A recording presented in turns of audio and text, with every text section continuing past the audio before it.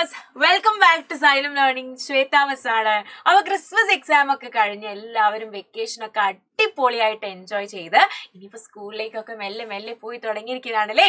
ഇനി നമ്മളുടെ മുന്നില് രണ്ട് കാര്യങ്ങളാണുള്ളത്. ഒന്നെന്ന് പറയുന്നത് നമ്മുടെ ആനുവൽ എക്സാമും, അടുത്തത് നമ്മളുടെ LSS അല്ലേ. ഈ ആനുവൽ എക്സാമിന് മുന്നേ തന്നെ നമ്മളുടെ LSS ആണ് ആദ്യം കഴിയാൻ പോകുന്നത്. അപ്പൊ അതിന് വേണ്ടിയിട്ടുള്ള ഇന്ന് ഇമ്പോർട്ടന്റ് ആയ ഒരു ചോദ്യമായിട്ടാണ് മിസ് വന്നിട്ടുള്ളത്. അതിന് പഠിച്ചിരിക്കേണ്ട ഒരു പ്രധാനപ്പെട്ട ചോദ്യമായിട്ടാണ് മിസ് വന്നിട്ടുള്ളത് കേട്ടോ.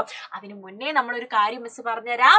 നമ്മുടെ ആനുവൽ എക്സാമിന് വേണ്ടിയിട്ട് ഇനി കുറച്ച് ചാപ്റ്റർ കൂടിയേ ബാക്കിയുള്ളൂ. മാത്രമല്ല നമ്മൾ മുന്നേ പഠിച്ച ചാപ്റ്ററുകളൊക്കെ നമ്മൾ എന്ത് ചെയ്യണം, നമ്മൾ റിവൈസ് ചെയ്യണം അല്ലേ. നമ്മൾ ഓർത്ത് വെക്കണം നമ്മൾ മുന്നത്തെ ചാപ്റ്റർ ഒക്കെ നമ്മൾ എന്തൊക്കെയായിരുന്നു പഠിച്ചിട്ടുണ്ടായിരുന്നത് എന്നുള്ള കാര്യങ്ങളൊക്കെ സെറ്റ് ആയിട്ട് നമ്മൾ ഓർമ്മിച്ച് വെക്കണം എന്നുള്ളത് ഒരു പ്രധാനപ്പെട്ട കാര്യമാണ്. ഇതിന് വേണ്ടിയിട്ട് ഇത് സിമ്പിൾ ആക്കാൻ വേണ്ടിയിട്ട് സൈലം ഒരു റിവിഷൻ ബാച്ച് ആയ പ്രാണ എൻ ഗെയിം എന്ന് പറഞ്ഞൊരു ബാച്ചാണ് നിങ്ങൾക്ക് വേണ്ടി കൊണ്ടുവന്നിട്ടുള്ളത്. ക്രിസ്മസ് ഓഫർ കൂടെ ഉള്ളത് കൊണ്ട് വെറും 899 റുപ്പീസിനാണ് ഈ ഒരു ബാച്ച് ഇപ്പോൾ നിലവിൽ ഓടിക്കൊണ്ട് നിൽക്കുന്നത് കേട്ടോ. അപ്പൊ നിങ്ങൾ എന്ത് ചെയ്യാന്നറിയോ, പെട്ടെന്ന് തന്നെ ഓടിച്ചെന്ന് നമ്മളുടെ ഈ ഒരു ബാച്ച് സബ്സ്ക്രൈബ് ചെയ്യുക. എന്നിട്ട് സെറ്റ് ആയിട്ട് നമ്മൾ ആനുവൽ എക്സാമിനുള്ള കാര്യങ്ങളൊക്കെ അടിപൊളിയായിട്ട് നമ്മൾ റിവൈസ് ചെയ്യാൻ പോവായിരിക്കും. മാത്രമല്ല നിങ്ങൾ എല്ലാവരും ആലോചിക്കേണ്ട ഒരു കാര്യമാണ് നമ്മളുടെ LSS എന്ന് പറയുന്നത്.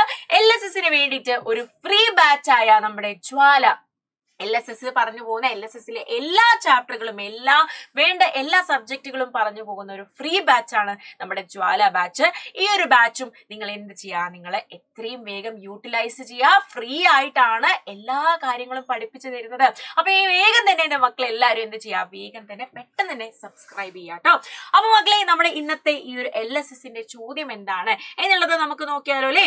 റീന താൻ വാങ്ങിയ 2 മീറ്റർ റിബൺ 4 തുല്യ കഷ്ണങ്ങളായി മുറിച്ചു. അപ്പൊ റീനക്കുട്ടിയുടെ കയ്യിൽ എന്താണുള്ളത്, റിബൺ ഉണ്ട് അല്ലെ.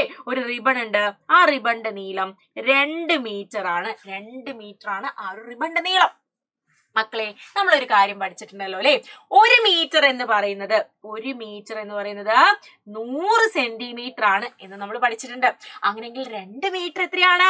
നിങ്ങൾ എല്ലാവരും ഗുണിക്കാനും ഹരിക്കാനും ഒക്കെ അറിയുന്നവരാണ്. അപ്പൊ നിങ്ങളോട് ചോദിക്കേണ്ട ഒരു ആവശ്യമില്ല, നിങ്ങൾ അങ്ങനെ തന്നെ ഉത്തരങ്ങൾ തരും അല്ലെ. അപ്പൊ 2 മീറ്റർ എന്ന് പറഞ്ഞാൽ എത്രയായിരിക്കും? അതെ, 200 സെന്റിമീറ്റർ ആയിരിക്കും. അപ്പൊ നമുക്ക് ഈ 2 മീറ്റർ എന്ന് ഉള്ളതിന് പകരം നമുക്ക് എന്ത് എഴുതാം? 200 സെന്റിമീറ്റർ എന്ന് എഴുതാം അല്ലെ. 200 സെന്റിമീറ്റർ എന്ന് നമുക്ക് എഴുതാം.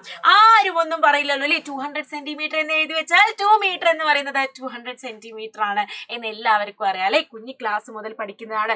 ഇനി എന്താ ചെയ്യേണ്ടത്?